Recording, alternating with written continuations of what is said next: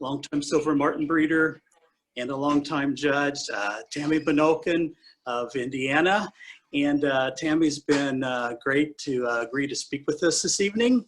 I'm about ready to send it over to Tammy, but before I do, just a reminder, please, as you're viewing this, please chime in with where you're located at. City, state, province, we're always glad to see where our viewers are coming from. And also chime in with any questions you might have. And toward the end of the presentation, Tammy will be able to answer those. Now there is about a 20-second delay from Facebook and everything to what you're seeing. So there just might be a slight delay in getting those answers. But anyway, my friend, Tammy Benolkin, it's all yours. Take it away. Well, thank you, Terry. First of all, I'd like to thank you for asking me to do this, and a big shout out to all the Silver Marten breeders and potential Silver Marten breeders that are listening to us today. Wouldn't be the same to not do it without first introducing you to a live Silver Marten. So for those of you who are familiar with the breed, you probably recognize this little mug, and for those of you who are not, this will be the breed that I'm going to be talking about tonight. And as you can see, they're very docile, and a few of you are going to say, really? But this little guy's about 4 months old, and he's never been handled until tonight. And so far, he has managed to reboot the computer, and he's got quite a little personality. So I'm going to put him away here and tell you a little bit about what I'm going to be talking about tonight.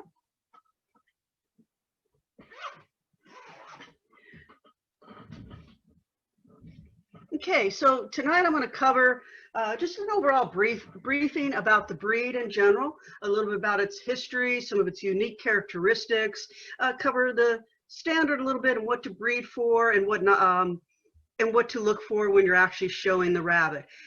There are other real technical details. You're not going to see me physically tonight posing rabbits or showing you different ones. So we're going to kind of stick to photos. However, perhaps in a future presentation, we may do a follow-up where we're actually taking out a number of different rabbits and comparing them side by side. So again, I'm calling this tonight Silver Marten 101.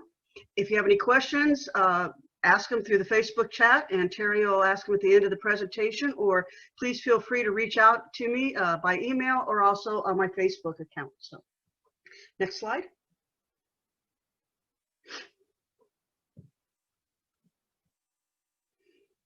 Okay, so, overall question is, why Silver Martens versus other breeds?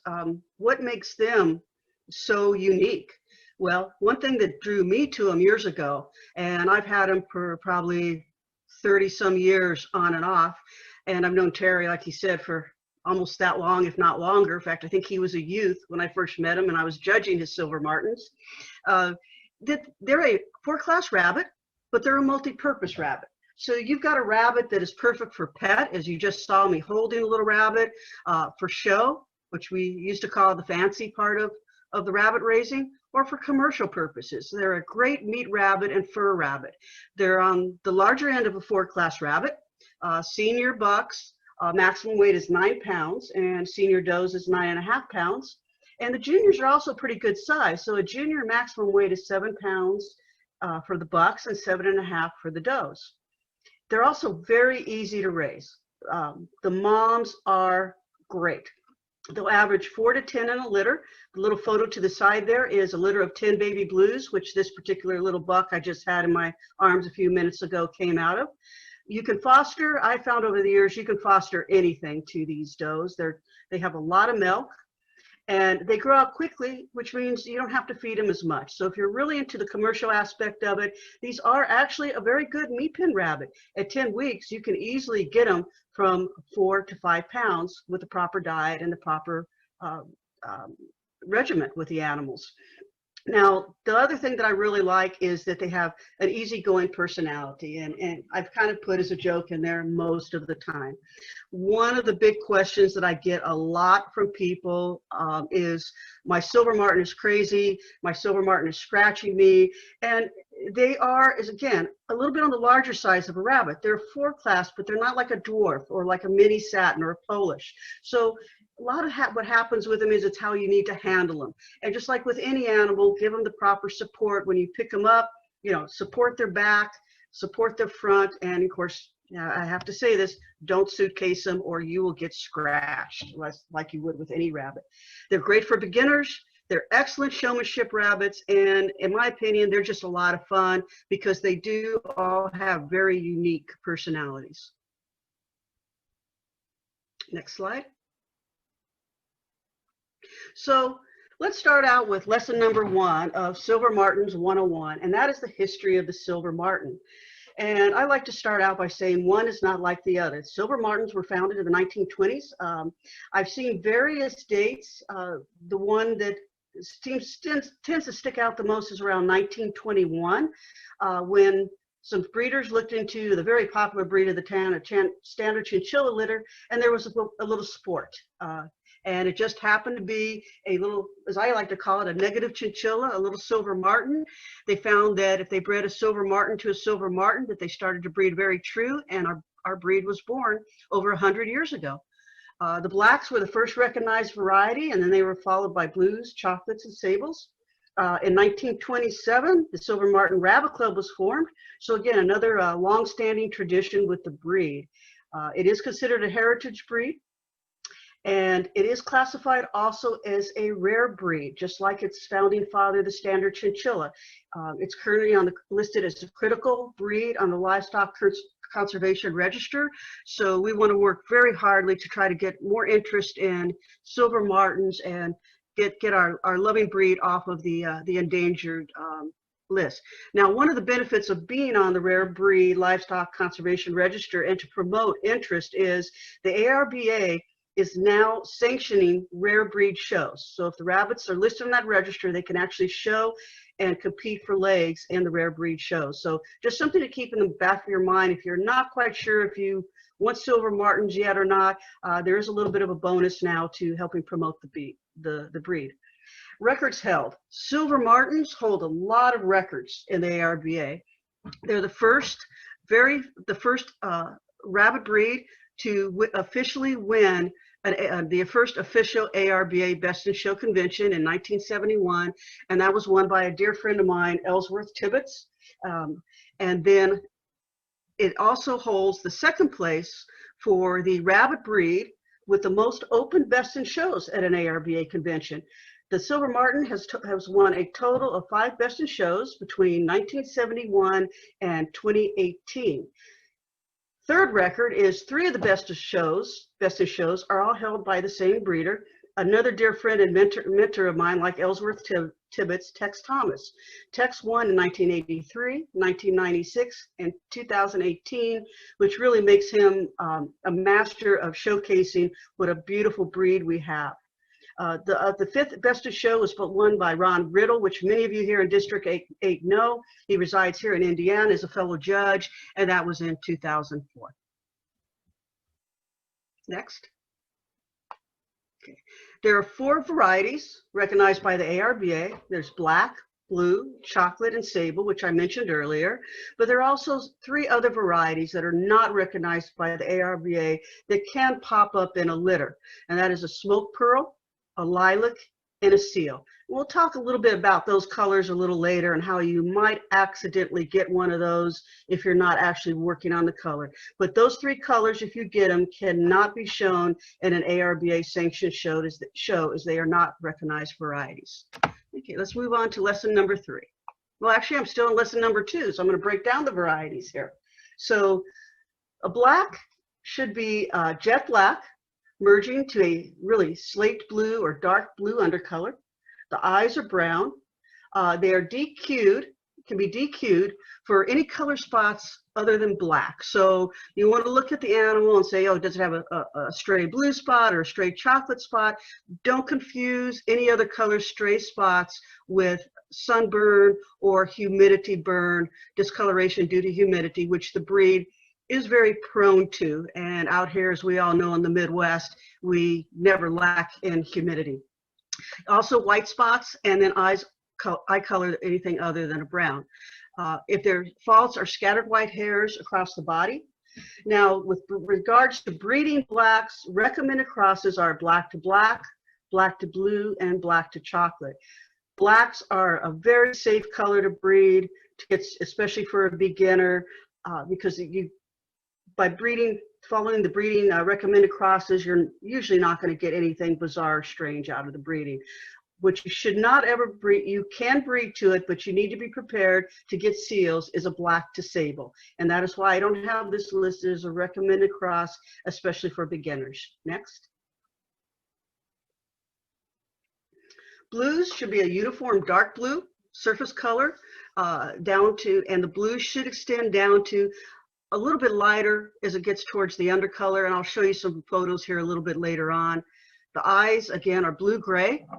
DQ, again, any other color spot other than blue or white spots. Eye color other than blue-gray. It's very rare in a Silver Marten, but you could actually end up with a brown eye and a blue. So that's just something to kind of look for. Same fault as with the black, scattered white hairs across the body. The recommended crosses for the blue are blue to blue or blue to black. If you cross blue to chocolate, you could get a lilac, which again is not a recognized color. Next.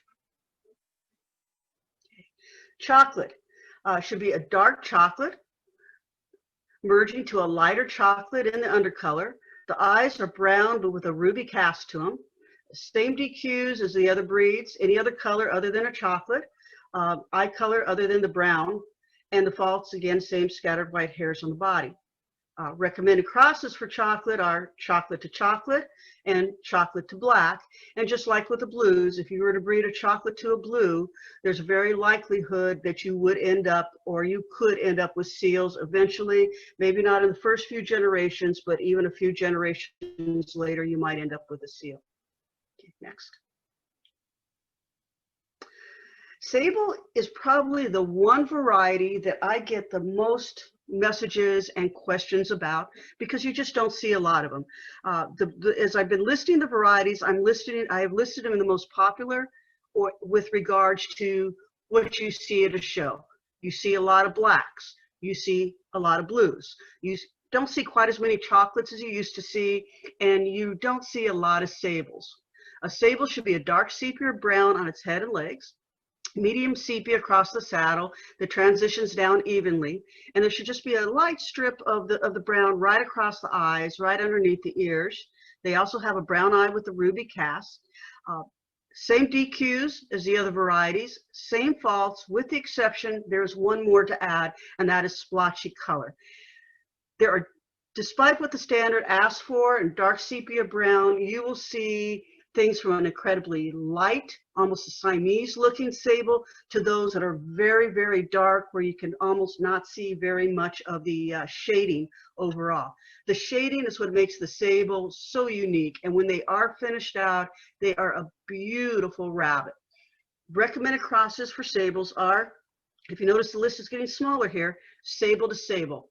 You can cross sables to the other colors, but again, you risk getting seals, or you could also, by say crossing to a blues, you could get a smoke pearl marten. And if you want to work on the base colors, that's not always the best way to start out. Even though, again, if you are going to do those crosses, I just want to make you aware of it. So you know, if that cute little bunny pops up in the litter and you're not sure what color it is, you can look at the background and say, oh, I bred a Sable Marten and there's a lot of blue in the background. Next. Okay, lesson number 3. The Silver Martens are approximately a 50-50 breed. And you're going to say, what do you mean by 50-50? Okay, well, if you actually look at the point breakdown on Silver Martens, almost half of the points for this breed are on the type, and the other half are on a combination of fur, condition, and color. Now, fur and condition and color, they all have individual point values when you look at your standard, but you really cannot have one without affecting the sum of the others. And I'll talk a little bit more about that when I actually go to the section to discuss fur, condition, and color and some of the points breakout. Markings come in a distant third for points. We'll talk about that again a little bit later on as to why. But again, type is most important, followed by color, fur, and condition, followed by markings. And this is what I follow when I'm breeding, and this is also what I follow when I'm judging Silver Martens. Next. Okay, so let's move on to lesson number 4, type.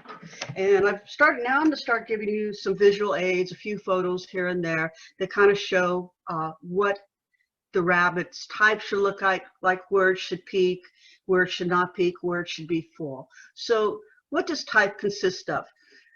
The Silver Marten standard is a beautiful standard because it's very simple, okay? Everything is not broken up. You have a general type, which is your body, and then you have head, eyes, ears, feet, legs, and tail. And all together they are combined into one point value. So excuse me a minute. So basically it's a commercial type, but it's tailored by the breed standard. And when I say tailored, and I'll again cover this a little bit later in a little more detail, what it means is there's a lot of commercial rabbits out there that meet the commercials or call for a commercial type, such as Californians, New Zealands, Champagnes, Silver Martens. But their particular standard calls out for some unique factors to the animal that makes it just a little bit different from the overall generic commercial type. The rabbit Silver Marten should have very good depth. They may not be quite as deep as your New Zealands or your Californians, but they still are a nicely balanced rabbit. They should peak at the center of the hindquarters, and I kind of try to draw a line here, and I've got a couple other photos in the next slide to kind of show you where the peak should be. The width of the rabbit should have a slight taper from the shoulders to the hindquarters. So in other words, you kind of want that start out where your depth is almost as equal to your width. So as you can see the rise from the nape of the neck across the hindquarter, if you were to flip that sideways, you would still see a gradual increase from the width of the shoulders to a full, well-filled lower hindquarter. Faults are long rabbits, boxy rabbits, shoulders that are wider than the hips, or rabbits that are very weak in the loin or hindquarters that are very hippy, and I do have some pictures again to show that. There are some breed-specific disqualifications, mismatched or white toenails or wrong eye color. The Silver Martens, this is very rare to actually see those, but you can get them. The mismatched nails are more common in your dilute breeds or your Sable. The wrong eye color, tends to be more like your blues, or occasionally you might actually see some marbling in the black eye color if there's a lot of blue in the background of those blacks. Okay, next. Okay, so here's some examples of types. So if we look at the first rabbit there, I have put in A, B, and C to kind of show you the transition. So if you look at them, you'll see the start at A, right behind the ears, the top line has a gradual rise from A to B, and then when you go from B, you continue down to C. Okay, you can see that he has a good full loin. There's no hollow spots right there. If you were to run your hand over this rabbit from the shoulders down to the hindquarter, your hand is never going to stop. It's not going to hit the loin and those hip bones.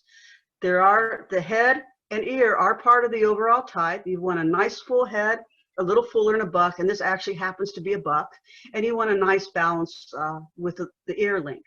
So that is a good example of a Silver Marten. Right underneath it is a bad example of a Silver Marten. And again, I've done the same thing with the A, the B, and the C. And in this case, you can see that if you start behind the ear, you go a fair distance before you actually start to rise. This rabbit is more of a mandolin-shaped type, which shows it's very long and narrow in the shoulders. From B, you do start a gradual slope down, but then the rabbit starts to cut right around C quickly, and that shows that it has a very low hindquarter. It's not full. From B to C, you want it to go straight down, like in the first picture. You can also see right above, if you go straight down from B, you can see from the shadowing that this rabbit, if I was to run my hands across it, my hands are going to stop right at the hip and the loin area. It's very shallow and weak through there. Next, please. Lesson number 5, fur, color, and condition. Okay, so earlier I made the statement in the presentation, fur, condition, and color all have individual point values, but you cannot have the one without affecting the sum of the others. So in the next few slides, I want to break it down of what I mean by that and go in just a little bit more detail on the fur of a Silver Marten, the color and the condition. Okay, next please. Okay, so fur and color, points are broken out separately, but they're almost equal. When you combine them though, as we stated earlier, they make up almost half the points for the breed. So you have the 50-50 rabbit. Okay. The Silver Marten fur is a commercial fur, just like the Silver Marten has the generic commercial type, and again, it's tailored to the breed. Here I've given a little more of a definition of what tailored means. It says, tailoring is when you meet the standard, but it has unique characteristics for that breed. Those unique characteristics are always called out in the breed standard. Okay. So the density, a Silver Marten fur should have a great density, but again, you're going to find that it's not quite as dense as the other commercial breeds. It's going to have a slightly finer and slicker texture than other commercial breeds with the normal fur. When you add the density and the texture together, that little bit lighter density, that little finer texture, that little shorter coat length, what you get is a coat that when stroked has a snappy flyback. And that's what you want. You want that coat to just, as you brush your hands towards the head, to just snap straight back. And here in a moment, we're going to run a quick video to kind of show you, demonstrate that hopefully will work. If not, we may bring my little friend back here and show it to you real time at the end of the presentation. Color, as mentioned earlier, is very unique for each variety, with the exception they all have silvering. And there's one point, few other points that are also in common. When looking and evaluating the color of a Silver Marten, no matter what color is, it should be uniform in color. Now that even is true to the Sables. The Sable is to have a distinct coloring on the head, the feet and the ears, and on the saddle, and a transition of that color down towards the stomach and across the hindquarters. So you want it to be uniform. You don't want it to be blotchy. You don't want the color to be mealy. And it should be as clean as possible with no white hairs. So in other words, a beautiful, uniform, lustrous coat. And that is the term I just used, which I have down here, is lustrous, but a term that us Silver Marten breeders love to use is that rabbit has slick. And if the rabbit is slick, that means it has the luster, it has the feel, and it has that beautiful flyback and uniform coat. Next. Okay, so here's the demo. I'm not sure if this is going to work, but we'll let our Amanda see if she actually has a play button and click it there.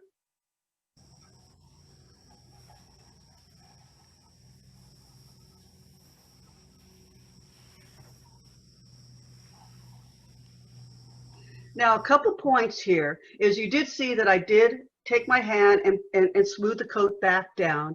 You don't really need to do that. When the coat is in condition, has a good flyback, as you saw, it'll be very snappy and it'll lay back down. I smoothed it out so that I could once again run my hand through it and just show you that quick snap back that it should have. And if you also notice, this rabbit is starting a slight prime line. He isn't 100% finished out. I'd say he's probably 97 to 98%.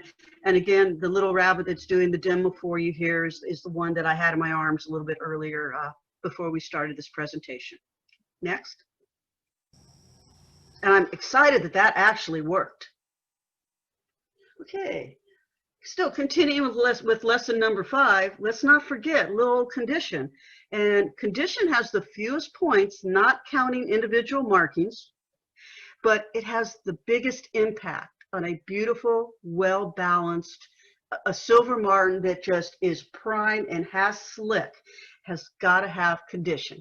And poor condition, I've kind of outlined it here, that if a rabbit does not have good condition, what does that mean? Well, it's going to mean that it's got a dead coat. If it has a dead coat, it's not going to have the texture or density. And if it doesn't have a good texture or density, then you're not going to get the flyback. You're going to get a coat that is just dead. If the coat's dead, you're also going to lack luster. So you're going to have poor color. It's going to be splotchy. It's going to be uneven. So in summary, if your Silver Marten is not in condition, you've already lost almost 50% of the total points. Remember, the other 50% is for type. Type is the first thing that you should look at. Type is the first thing that you should breed for. Then comes the color, then the condition, and the fur. And without condition, you're not going to have a good fur and you're not going to have good color. So you're already at a disadvantage. It's always tempting to show your Silver Martens. We want to get the breed on the table. We want to get the exposure. But if the rabbit is not in condition, I usually recommend to leave it home, because the rabbit is not going to place well, and unless you're just looking for some general comments from the judge on the overall type. Next. Okay, lesson number 6, markings. Okay, so those of you that are not real familiar with Silver Martens are probably going, well, you're talking a lot about type. You're talking about condition and fur and color, but aren't Silver Martens, they're a marked breed, aren't they? I mean, they have triangles, they have eye circles, they have, nostril markings. So they have standard Marten markings. So, why are you leaving markings to the last? Well, Martens do have markings, but they're not considered a marked breed. The markings are actually a pattern. So you have a self rabbit or a sable, but you have a self rabbit or shaded rabbit that has a Marten pattern on it. Okay, the pattern is what gives this breed its uniqueness and distinguishes it from other breeds on the table. Otherwise, it would be just another self rabbit. The pattern does consist of five markings: silvering, the triangle and collar, eye circles, the nostril, and your belly color. Markings, overall in general, just talk a little bit about markings. Most litters will breed true. If you breed a Marten to a Marten, you will get marked babies.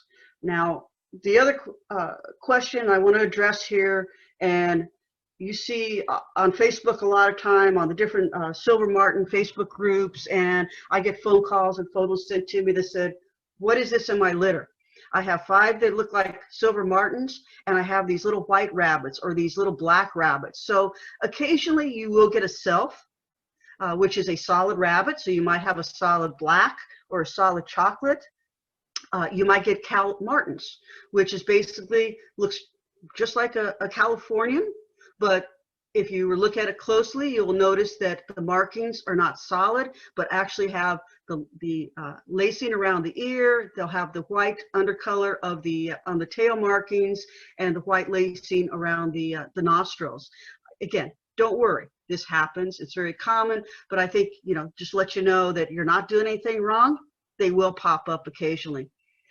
Markings, or the pattern, I should say, and standard does call it markings, but they also have in parentheses that it's a pattern. When assessing them, they should be assessed on their crispness and cleanliness. And I'm going to show you some pictures here. And that all ties back again to color. And if you remember, color has a lot of points. So one of the things that's very important, and I've only bolded one sentence in this entire presentation, and that is, should not be judged. A Silver Marten should not be judged as a marked breed. Okay, the markings are considered only if all else is equal, and that is type, fur, color, and condition. If you have 2 rabbits that you cannot distinguish, then the markings, which are only a total of 15 points, would play into the selection of your best of breed rabbit or first place or higher positioned rabbit. Okay, next please. Okay, so again, markings for the last, or the pattern, and to me this is one of the most important markings of all of them, and that is the silvering. Okay, the silvering, the silver tipped guard hairs, that runs up the side, should run up the side of the rabbit and across the rear from the belly. It should extend no more than halfway up. Okay, you could fault the rabbit heavily if the silvering starts to go across the back of the rabbit. So in the first picture here, you see very uniform silvering. You see it across the shoulders through the midsection up over the loin, and you can actually almost trace it and almost see a sweep across it, almost like you would see a sweep of spots in an English spot as you go from the shoulders over, and the uniform of how the silvering just kind of lines up. The second picture is a close-up, and if you look very closely to that picture, you'll see that when we refer to the silver-tipped guard hairs, the silvering is just on the tip, and then the rest of it down to the skin is solid colored. So silvering should not be confused with white hairs, which brings up another question that I get a lot is, my baby bunny has a white spot right between its eyes. And a lot of babies, kits, are born with a small streak right between the eyes. But if you were to look at that streak, if you were to roll it down with your finger, you would see that it is actually just silvering. There's just the hair shaft has just a little silvering on the tip of it. And probably 98% of the time, that will molt out. And I personally have found and have been told by my mentors, and again, I've been very lucky to have learned from the best over the years, that a lot of times your rabbits will have very good silvering, very good depth of color, if they have that cute little stripe or streak right between the eyes. Okay, next. Okay, belly color. Okay, the belly on all the varieties should be a silver white. It's desirable to have an undercolor, but it is not a disqualification if you do not have an undercolor. Through my experience, I have found that if you do have blow into the belly and you see the undercolor, which you're seeing here, this again is a blue, and as I blew into it, you can see how you have the silver white on top, and then down towards the skin, it transitions to a blue. My experience, again, I have found that those tend to have the richer surface color if you have the blue undercolor. Me personally, if the rabbit does not have a blue undercolor, unless it is an extremely typey rabbit with depth and width to die for, I usually do not keep those back. Okay, next. Okay, so let's continue and talk about all the other markings. So let's look a little bit about the triangle. The triangle, it should extend from the nape of the neck. It does have a maximum size of, I think it's 2¼ inches, 2½ inches. The base from the neck, the triangle should be connected to a collar that runs around the neck that then comes up to the jaw and the nostril markings, okay? The eye circles and nostrils, which consist of the other markings, they all should be white, and they should be confined to the medial area and be very crisp and clean. So here's a couple examples. The first one is excessive mealiness, and mealiness is when you get a lot of the silvering ticking that interferes with the surface color. So you get almost a grainy, mealy appearance to the rabbit, and you can see that very much around the nostrils and up around the eye. That affects the crispness of the markings. So if you look at the nostril markings, they are not real clean.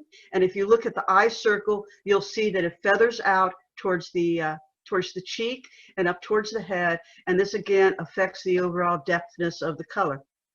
The second picture there, that rabbit is the exact same age as in the first picture. And if you look at it, yes, one's a black and one's a blue, but if you look, you'll see that it looks like someone almost took a paintbrush dipped in white paint and painted the nostril markings and painted the eye markings. Whereas the other one looks more like you maybe dipped a paper towel into some white paint and just kind of blotched around the eye. Okay. Next.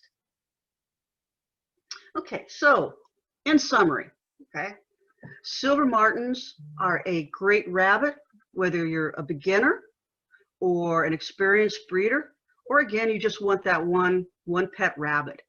I cannot stress type, fur, color, and condition.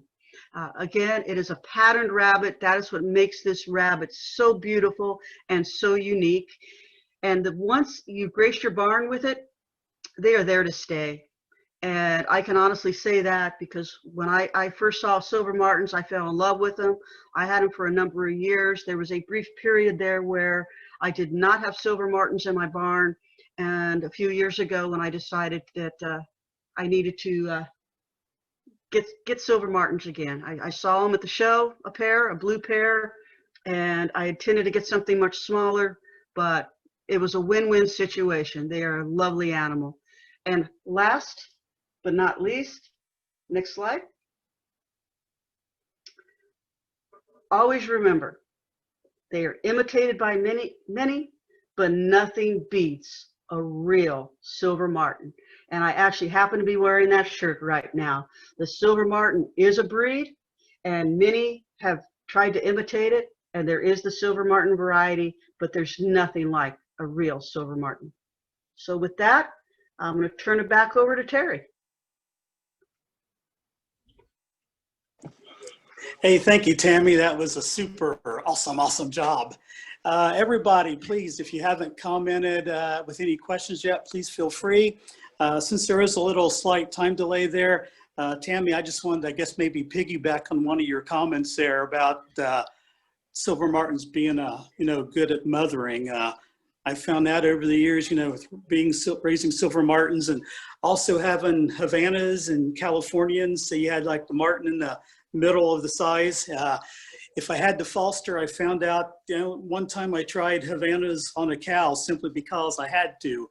And those little cows, they crowded those Havanas out right away. But man, the Martens, they were just such a super thing. They were the right size. I could foster a Havana to the Marten and it'd work out right.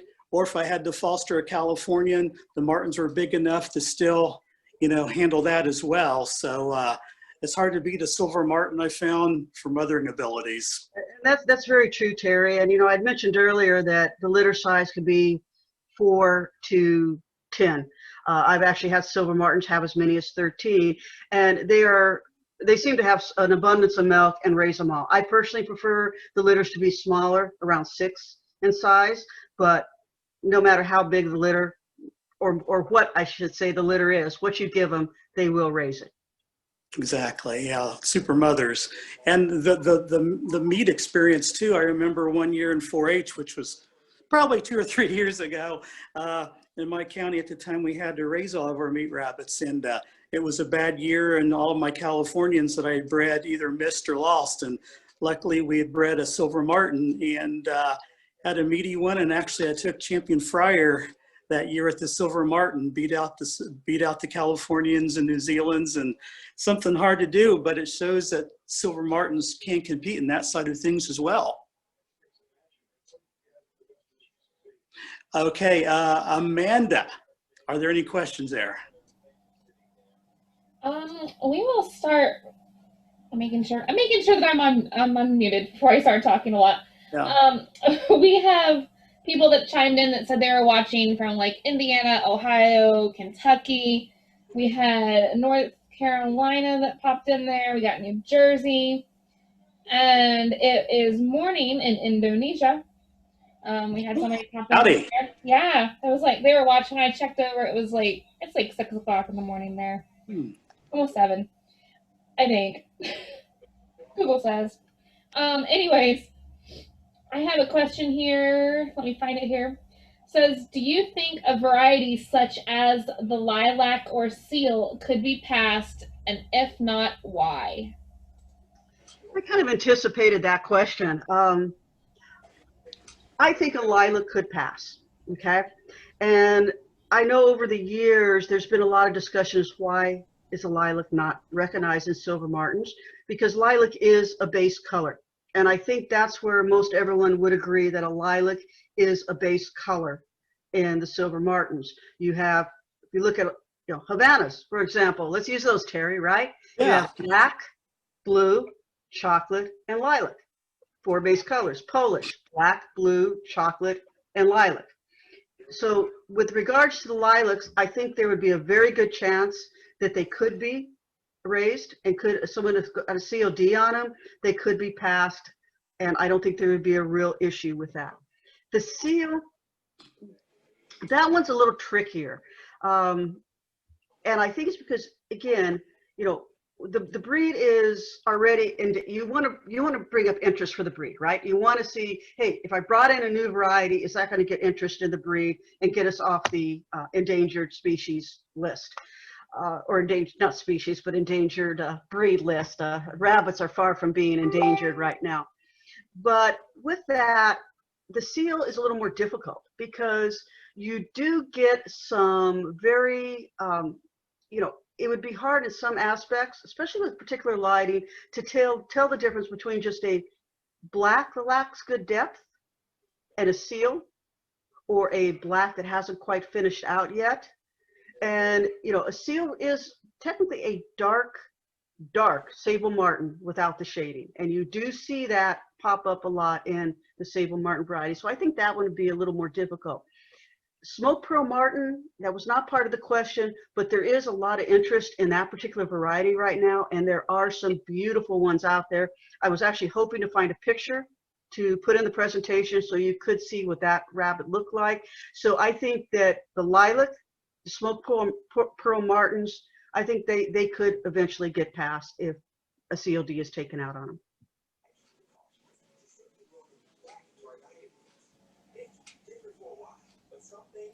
Okay, and then it says here, it seems like every summer at fair time is when our martens' coat get burnt.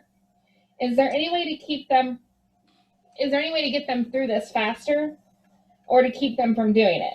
We feed Heinhold red and white bag with hay. Well, you feed pretty much what I do right now. Unfortunately, the fair season is right in the middle of our extreme humid season. So there are a few things that you can do that can help out. One is how you house your rabbits, okay? Keep the rabbits out of direct sunlight, especially if you have a chocolate or a blue. They will just sunburn, and so are your blacks. In fact, a couple of the blacks I was going to bring and wanted, if I had time to do actually more of a live presentation, were severely humidity or sunburned along the sides. So one is to keep them out of direct sunlight. The other is, and we all don't have this luxury, is if you do have a climate controlled facility to keep your animals in, where you can actually adjust and keep that humidity down. Some people I know have, in that particular case, also use dehumidifiers. What I have found that helps for me, and I have an open pole barn, is I do keep fans on the animals just to keep the air circulating. Unfortunately this year, as we all know, convention was canceled. So this year I didn't focus as much on really trying to keep the humidity at a decent level and keep the burn or the coat down, because I wasn't really raising for a winter show herd based on fur and condition.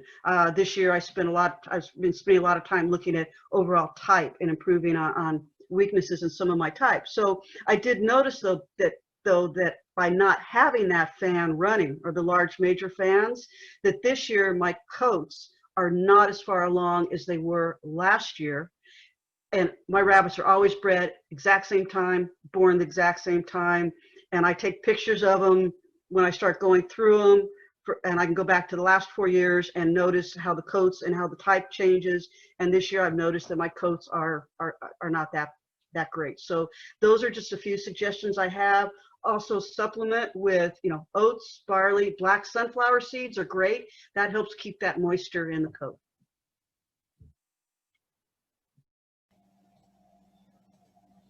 And do the larger size show better than the smaller size rabbits?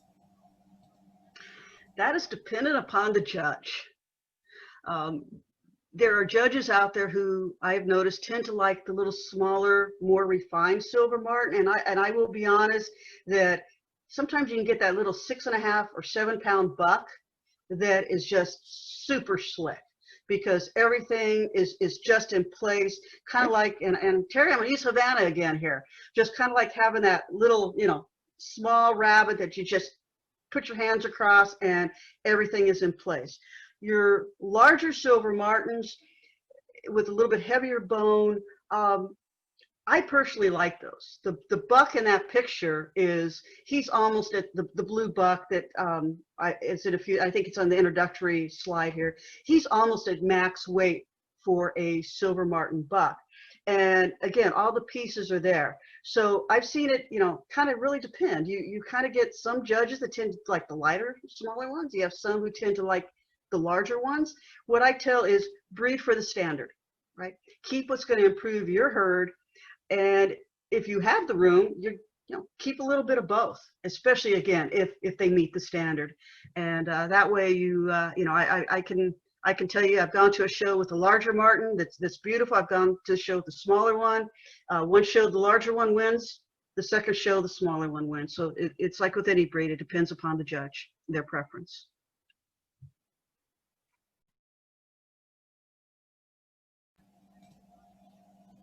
Yeah, Okay, Amanda, anything else coming in? They do. Hold on a second.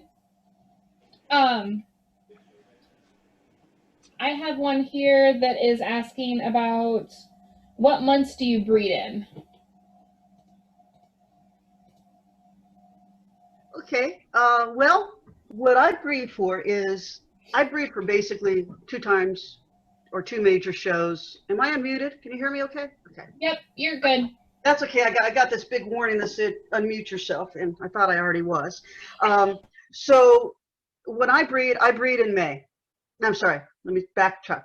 I breed in March, and I breed in mid-March, and my rabbits are typically always born around mid to late April, basically around April 24th, and that gives me another month to rebreed the rabbits that missed and still have a nice selection for convention.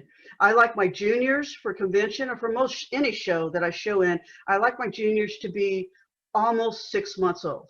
An older junior will show better, okay?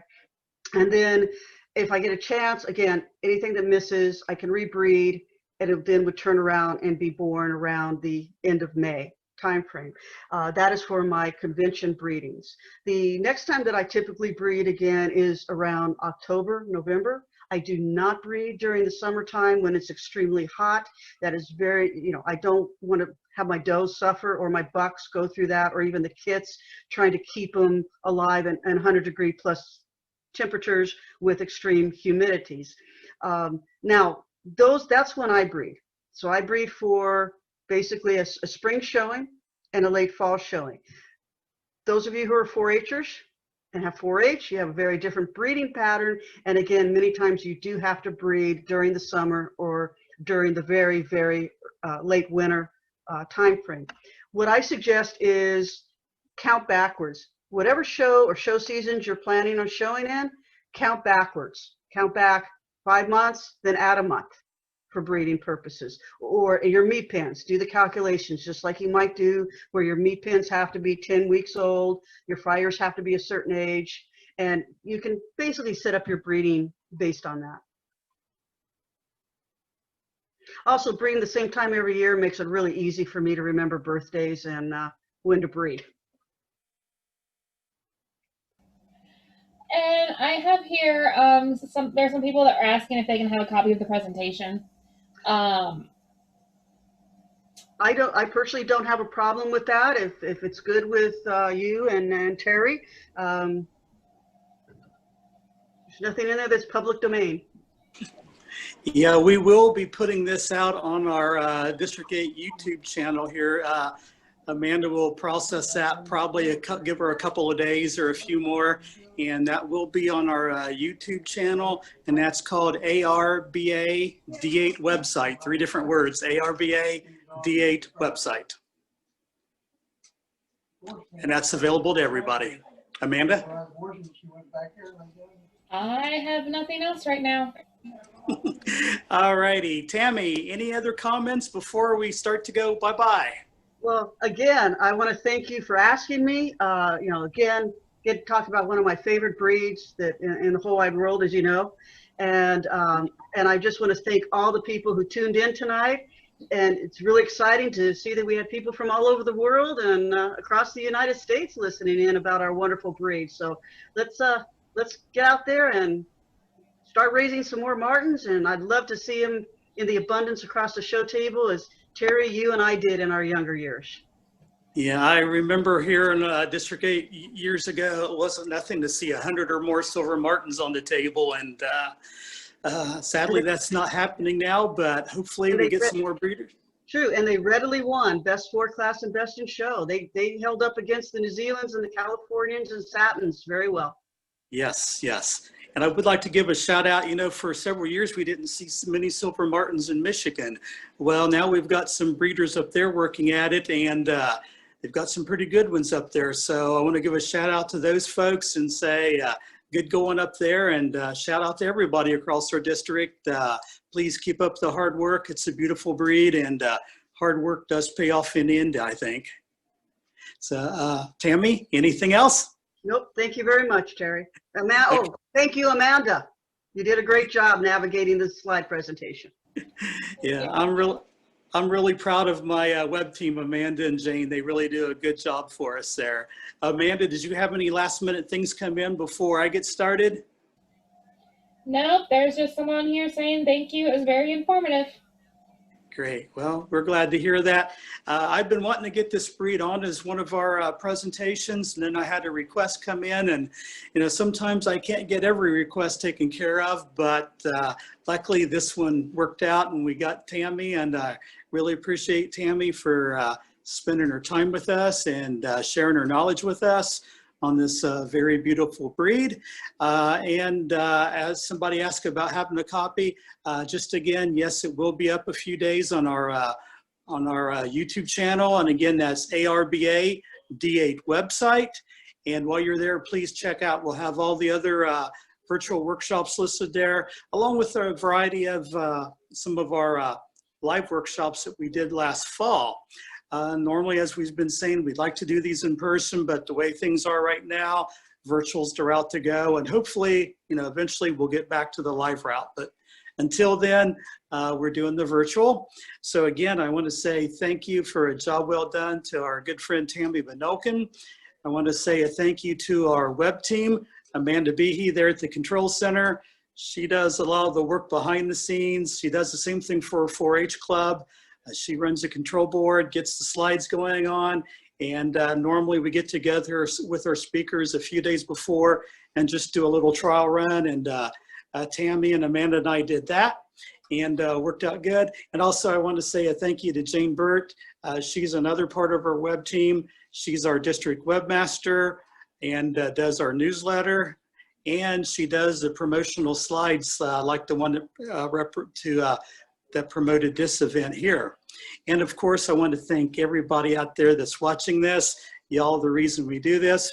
It's mainly for our District 8 people, but hey, everyone across the ARBA is welcome.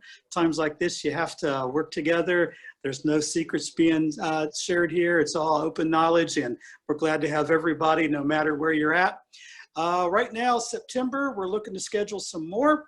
Haven't got those finalized yet, but as soon as we do, we'll get them posted for everybody. And again, everybody is invited to take care of that. So until we see you again, thanks for joining us. Be safe and good luck. Bye-bye.